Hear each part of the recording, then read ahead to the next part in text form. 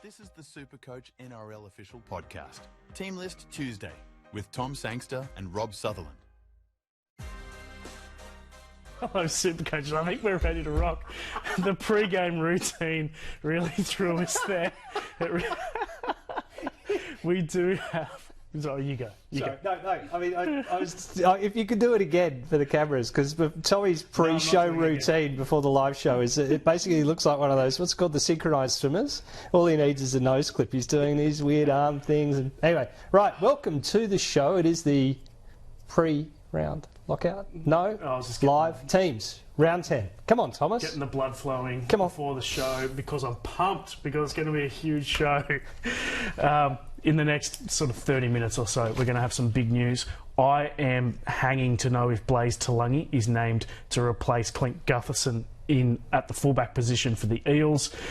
We've got Coruscant potentially in doubt. We've got Cleary, looks like he will be named. But the big news that has just dropped, breaking news, is that Sua Fa'alongo, one of the better cheapies, or most popular cheapies this week, has been named.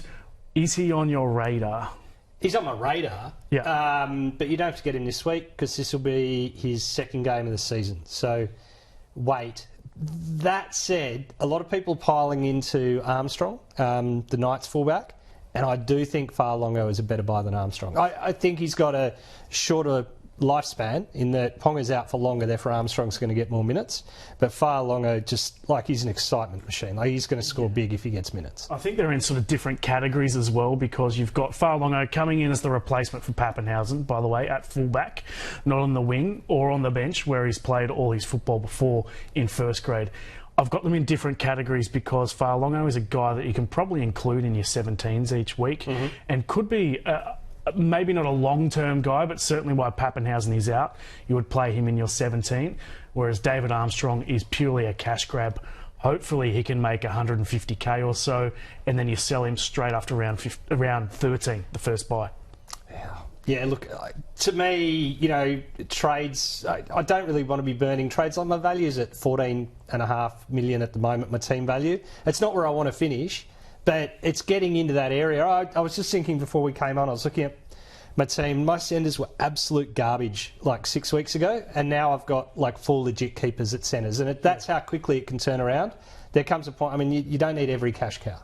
Yeah, centre wing is definitely a really hot position for SuperCoach this year, which it hasn't been a lot in the past in SuperCoach. So there's a lot of guys to target there. We will get to them. Blaise Talangi is one of them. I've held him for a while. I'm hoping he gets that fullback spot of Clint Gutherson. Wouldn't be going out of my way to buy him, but hopefully he's on that team sheet in the number 1 jersey in about a minute or so, 2 minutes. Yeah, teams are dropping. So we've got the Dolphins, Sea Eagles. Yeah, they tend to come in sort of straight away. You get the first games drop a little bit earlier, and there's no huge shocks there. Herbie's back. Max Plath's still at 13, so that's a win. I mean, Osaka is probably the most popular buy, of the week. And he's going up against Garrick, who was last week's most popular. Try Fuller. There's lots to watch in this game. Exactly. What do you reckon about Osaka? Because I'm tempted. I'm really tempted. And every year I say, something's going to bust for him. It's not going to work out for him. And every year he seems to go well. Yeah. The issue I've got is the price. It's a lot of money, and you can get someone like Dom Young for a lot cheaper, a couple of 100k cheaper, or you can go one of the cheapies. So you can go he's to hard to fit in. Yeah, like it's 780. It's getting right up there. Another 70k, and you can get David Fafita. And look, if I had to pick between Garrick and Osaka, because that's where people are often sort of looking at, I think Garrick outscores him over the course of the season. Yeah, look, I spent my money on Garrick last week, and I've got Valentine Holmes already. My centre wings are looking pretty good, so he won't be coming in for me this week, but he's going to be a tough watch when the Dolphins take the field. Talangi. Fullback. He's in. He's there. How good is that? How good is that? Great news for those who held. I think I'll see what happens this week, and hopefully he goes well, but he could go to Fa'alongo at some stage. Are you going to play him this week? Is it probably fullback? Not. No, I don't need to. My team's too good. I don't need to play. My 4th reserve's Max Plath, and that's a good safe 60. Yeah. But I actually think I'm going to chase the upside and go with the kid, the fullback. And here's a bold prediction. We're meant to do stupid bets next week, on Thursdays, but I'm going to throw up the Eels. Stupid bets. I do respectful I'm going to throw up the Eels bets to beat, that will actually make money. But yes. Eels will beat the Broncos. There you go, Thomas. Yeah, I don't hate that because without Adam Reynolds, they really lost all control over the weekend, and Reece Walsh completely lost it as well. So I don't hate that Right, at that's all. enough of my bad teams. What about the news from the first game? Ben Turbo, did you hold on to him? Yeah, I've still got him. I So did. he's back from a hamstring injury and starting, yes, Starting, on yeah. the edge. That is good news. That's good news. Fantastic news. Yeah. And you've got that dual position to use later as well. So I'm glad I did hold on to him. What else have we got at the Sea Eagles? Bullymall's back to the bench. Croker is out at hooker, which means Carl Lawton comes into the team. Supercoach wise, it's all about Garrick. I got him last week. I'm really happy. That's it. I can't fit a Sarko in. Who do you vice captain this week, though? Well- it's going to be this game. Is it going to be Turbo or is it going to be Garrick? Vice captain. Yeah. Straight captain, mate. God. Straight captain on Tommy Turbo every week. It's so boring, Thomas. All right, moving on. Next game. It's working out well for me, though. I'm pretty happy with it. Panthers, we've got Panthers, Nathan Dogs. Cleary definitely back, which is good. Obviously, Tungo is out through suspension, so Paul Alamotti comes in. The good news on Alamotti is that whenever any of the outside backs goes down, it looks like he's the guy who comes in. Yep. So he's covering 5 positions in that back line. Even though he doesn't play fullback, it means that Taruva would move there and then Alamotti would come in. So something to keep in mind. Liam Henry comes back on the interchange, which is good news for super coaches. Nathan Cleary, good to have him back as an owner. Yeah. You wrote today, would you be going out of your way to buy Nathan Cleary? I don't have Cleary. I've got SJ as my backup halfback. He's going all right, and he's starting. Maybe the Achilles, maybe it was the form's dropping off. So I was looking at moving on. Problem with Cleary is that as a non-owner, you're only getting 3 games then Origin. Last week it was 4 games, and it's like, to me, 4 games was enough to make the trade. I would have brought him in if he was named, but 3 games, probably not. Probably not. I'm just going to have to ride SJ and hope his leg gets through to at least Origin 1 and then reassess. Yep, at the Doggies they're 1-17, but they do have Connor Tracy listed amongst the reserves, so he could come back from that quad injury. Not a great deal of Supercoach news there. I know there are a lot of popular players, but Samuel Hughes, when you're thinking of selling him, I think he'll get you to 13 and then you're selling as soon as you can after that. Yeah, I think Hughes, I think they don't play 14. They play 13 but miss 14. Is that right? Or maybe the Dogs. Yeah, I'm not sure.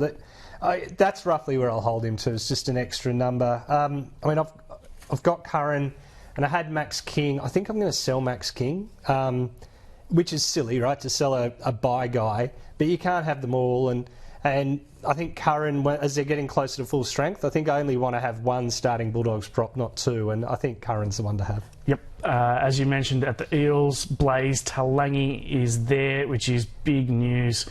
Obviously, Clint Gutherson's out for probably another 4 or 5 weeks, so he gets a decent crack at that position.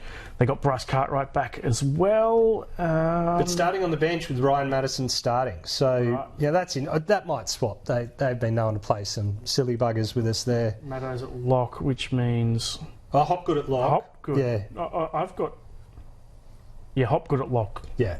Yeah. With Madison, Maddo edge. back row. Yeah, in the edge. Yeah. Yep. So on to the Bronx. As we have predicted, Josh Rogers, the mature age rookie, comes in at halfback, which I love to see. How do you think Reece Walsh is going to be affected without Adam Reynolds? I thought he really struggled last week when Reynolds went off.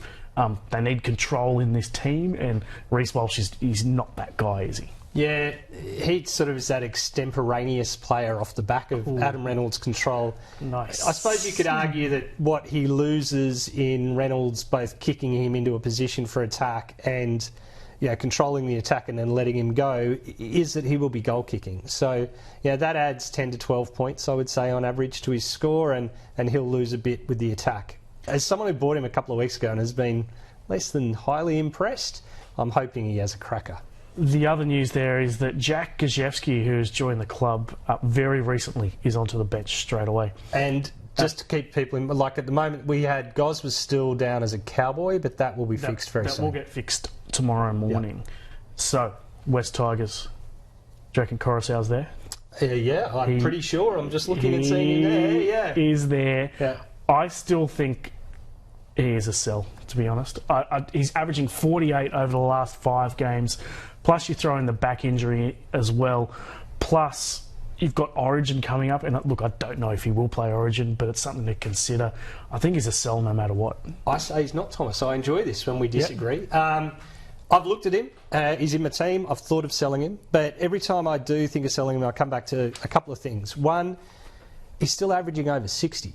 He did have those 2 or 3 bad... No, I let you finish. He's had 2 or 3 bad games, and yet he's still averaging over 60. Now, that, to me, says that he's got a history. He's had that week off, which is great for a bad back. And maybe that bad form has played him out of Origin. You know, Reece Robson maybe has, in my book, Reece Robson has played his way into the front, and I don't think Arpey's a 14. I think it's McInnes. So, you know, that's great. Those are all the reasons I'm deciding to hold. On to the Knights. Tyson Frizzell is back. Jacob Saifidi is back as well. So 2 big dogs back into that team. Of course, the big news that we were looking out for is David Armstrong. He is there, as we predicted. Most popular purchase this week. Is he a must-have? I don't think he's quite there, but he is still a very good purchase. I think he's a good buy, but I don't think he's a must-have. The last week, you can forgive them that the conditions were horrendous, but he only made like 8 runs. That worries me. Now, they had the ball, but he wasn't making runs. Yeah, maybe, you know, as a slighter fullback, they were trying to keep it away from him, keep him away from the edges. You don't want that player pushed out, but I don't know. That's a problem to me. Yes, you might make 100k, but I don't see 150. And Will Price, he was okay in New South Wales Cup, so it's not like he's got this job locked in for life. There is competition. Yeah, I believe Price was playing number 6 in the reserve grade game, so I'm not sure how in contention he is for the fullback spot. He was listed to start as a fullback, so obviously there's some thought that he can play there. I don't know. I think there's competition. Dragons have got Moses Sully back from that concussion. That means Lomax goes back to the wing, which is probably good for his SuperCoach output, to be honest. Mm-hmm. And I think he did struggle in the wet with it's not really good Zach Lomax offloading conditions over the weekend. Luciano Leilua again in the wider squad. SuperCoach-wise, I guess it's really all about Lomax here. No, SuperCoach-wise, it's all about who they're playing. Look at that back line that they're playing. Shibasaki, Cheekham, Thompson, straight in, and Dion Torpa. Yeah. Now, you would have... Yeah, you would pay, that'd be 1,000 to 1 that they were going to be anywhere in the Rabbitohs backline once you were looking at pre-season. So that tells me that they're going to be disjointed. There's going to be points, and I think as much as it pains me to say this to Dragons, we'll probably score lots of them. Interesting to see that Jack Whiten has been retained at centre and hasn't moved to the halves. They've gone with Dion Talpa instead. Young gun coming through. We have to look out for him as a cheapie, of course, but to be honest, you've got to be avoiding all Rabbitohs right now. But if they do hit some form later in the season, you're going to get some guys like Cameron Murray, who's injured this week, at a really good price, maybe after Origin. Yeah, you're going to get good prices. Maybe Cody Walker, if you can find some form. Yeah, I suppose the only name I'd throw up south is Alex Johnson, sitting down there at 22 on the extended bench. So, you know, he might come in, which brings certainly an element of class to a backline. On to the Storm. We mentioned that Jerome Hughes is out, so that means... Well, we didn't mention that before, but Hughes is out. Tyrone Wishart replaces him in the halves. And as we did mention before, Farlongo is the replacement for Ryan Pappenhausen. I am not going to move this week, but this guy is just a weapon. I think you're going to have to get him either this week or next week. Farlongo? Yeah. Yeah, 100%. I mean, the Storm... Look at the Storm's history of producing guys who are pretty good backup fullbacks who go on. It was Nico Hines, then it was Pappenhausen, now it's Farlongo. I mean, he's good enough to keep Nick Meaney in the centres, so that says something. So, yeah. Onto the Sharks, just one change for them. They've got Royce Hunt replacing Toby Rudolph. Rudolph out for 2 weeks with a knee injury. SuperCoach-wise, not a great deal to talk about, except that Nico is just killing it. But do you captain him against the Storm in Melbourne this weekend? No, I don't. He's going. He certainly went well in the second half. First half was pretty quiet last week. The Sharks player of interest to me is Mulatalo, who, you know, I thank you for your service and your big scores, but you know, you've just, when you look at the effort and the runs are still there, but the left-hand side of that attack has just completely dropped away. Without Braden Trindle, no slur on Atkinson, he's just, you know, finding his feet. So Mulatalo goes for me, and I'm upgrading him. Yeah. Yep, good call there. At the Roosters, they got 4 big guns back. Tupu, Warrior Hargraves, Victor Radley and Spencer Leniu back from that suspension as well. So, Nightmare. A couple of things first. Roosters are on fire. I must give your team some credit there. There are lots of players to talk about. But first of all, I'll just say that Terrell May, after selling him last week, went on to score 2 tries. But you look at that team now and you've got JWH back, Radley back, who's a middle, not a prop, but and Leniu back as well. Where do May's minutes come from? Again, we're back in a very familiar situation for Terrell May. Yep. Look, I had Terrell. I played Terrell. I took his 120 points. I was very happy with it. But do I actually think he's going to make much more money? No. But the upside of that 120 is that he should probably hold his value close to 520, 530 over the next 2 to 3 weeks. He plays round 13 when Lindsay's out, so that's one prop gone and might get a starting role. And then I'll say goodbye and thank you very much. So 3 very popular buyers at the Roosters at the moment who are on fire in the last 2 weeks at least. Dom Young, is he in for you? I'm getting tempted, I have to say, averaging 80 odd when you take out that score of minus 14 or minus 15. Yeah. He's actually going really well in a good team. Work rate is good, and you know, he's a good chance to score tries in any team, but certainly at the Roosters. Work rate's good. The attack's humming. 540k. You're not going to get him anything like that. That's thanks to that minus 15. Yeah, he's going to be 100k more expensive in 2 weeks, and he covers the first buy. Yeah, I think he's a great buy. Yep. Angus Crichton, I got on a number of weeks ago. I'm extremely happy. I couldn't talk anyone out of getting him, but he is getting pretty expensive now, and also coming into the Origin frame. I think he's probably played his way onto the bench. Yeah. It wouldn't shock me. The other one I'd throw out a mention to Connor Watson. Absolutely sensational last 2 weeks, both in base and attack. But yeah, Radley comes back and Watson slides to an interchange. Look, Brandon Smith, the hooker, is apparently carrying a bit of a calf niggle. So I'd imagine Watson will spend at least 30 minutes at hooker and probably 20 minutes at lock. With a BE of about minus 50 and available at hooker, he's not the worst option if you're looking to get out of Coruscant and wanted to make a short-term cash grab, maybe for 2 weeks, 3 weeks, and then move him on to someone else. Yep, no, good call there. And Brandon Smith is in some pretty considerable doubt as well. So it wouldn't surprise me if Connor Watson does actually start at hooker this week. On to the Warriors. What have we got here? Well, Capewell's out injured. Barnett's on the edge, which so, that that's costs him one of their better middles.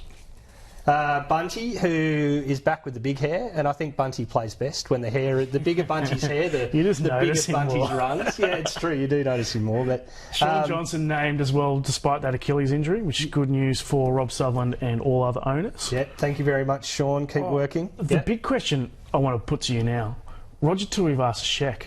Yeah. Popular sell, and you do have so many good centre wings on the market this week, like Dominic Young, Jermaine Osako, Alexander Brimson.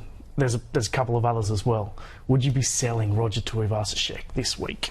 Yeah, I could. I would if I had him. I'd sell Terrell May first, which seems silly because Terrell May's coming off Tyrant Terrell. I'm mixing up my Mays. Talon is the neck tat man. The neck tat. Tat May. I'd sell him first over RTS because RTS's work rate's great. Like the number of runs is still great. There's jinking and there's jiving, but he's just not scoring. He will. it'll probably happen after people sell him. It'll be a bit like the Terrell May situation. Yeah, probably. And look, the attack has just completely died off at the Warriors, which is a worry, but I still think they're a good team, and as long as Sean Johnson's in that side, they will find their attacking mojo again. Yeah. So I'm reluctant to sell, but Dom Young is Roosters calling for the same price. It's Roosters this week, Panthers next though. So that's pretty tough. On to the Titans. Tanner Boyd is out. That means we've got Virals is there. Chris Randall goes to 5'8", is it? Yeah. Is that right? They had to put a hooker somewhere. I had to double Sam check. Virals played a bit of half last week. It was really interesting just trying to make Keanu space. Kenny's onto the bench. Yeah. All right, interesting selections there. With no real... You've got Kieran Foran there, but with Chris Randall in the halves, do you think this affects AJ Brimson as a pod? Yes. And the other thing of Brimson that I worry about is Jaden Campbell being a couple of weeks away. That said, the last 2 games where he's played at fullback, what was it? They beat the Warriors and then they almost beat the Storm. Yeah. Now, the Titans didn't look like doing either of those things without AJ Brimson at fullback. So maybe Jaden Campbell is going to slot in at 6 and 4 and goes to 7. Yep. That would make sense. But Campbell could even be the 14. I think that going forward, AJ Brimson at fullback is the best thing for the Titans. Yeah. Hopefully Des Hasler, who is a very, very stubborn man, has realised that, and people can safely get on AJ Brimson as a pod this week, because I think it is a good play. On to the Cowboys. Chad Townsend replaces Jake Clifford at halfback. Not much else there, is there? That's about it. What do you think of Scott Drinkwater as a replacement for Pappenhausen? He's pretty popular. Yeah, I think it's a great go. I think like a Drinkwater doesn't have that huge game in him, or so far he hasn't really shown it. So like an Asako or a Garrick, I think probably have more hundreds in them, but Drinkwater probably scores more points from here to home, just because he's so consistent, 70 to 90. Yeah. Look, if I was looking for a captaincy option this week, and I'm not because I captain Tommy Turbo every single week, it would be Valentine Holmes in this final game up against the Titans. I'm looking at doing that. Exactly that. And finally, onto the Raiders, who of course are on the bye, but extremely SuperCoach relevant this week, mainly because we're looking to sell pretty much all of them. The 4S's, Schiller, Savage, Strange, Smithies. Could you make an argument for holding any of those guys? No. Maybe Strange. Can I throw Stewart in there as well? Stewart, yeah. Just to have it go, Rick.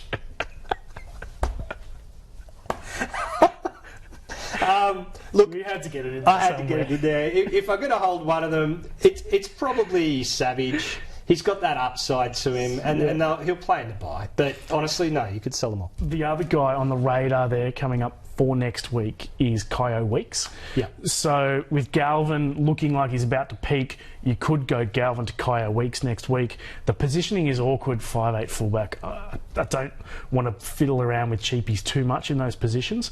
But Kyo was, on his first game, you'd say average. Second game was good. Yeah, but I'm not being sucked in by that. I want my backup 5'8" to be someone I can play at a pinch until I can turn him into Cameron Munster, because I've got Dylan Brown at number 1. And for me, Galvin is much safer than Kyo Weeks. So I'll be chasing one cheapie next week, and that's Farlongo, and the other one will be an upgrade. Fair enough. I am uploading the comments right now. Let's see what we've got.